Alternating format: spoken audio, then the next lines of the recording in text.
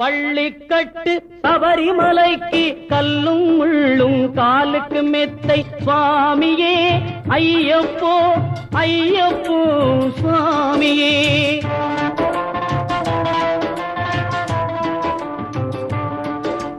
நெய்யபிஷேகம் சுவாமிக்கே, கற்பூர தீபம் சுவாமிக்கே, ஐயப்பன்மார்களும் கூறிக்கொண்டு ஐயனை நாடி சென்றிடுவார், சபரிமலைக்கு சென்றிடுவார் சுவாமியே ஐயப்போ ஐயப்போ சுவாமியே.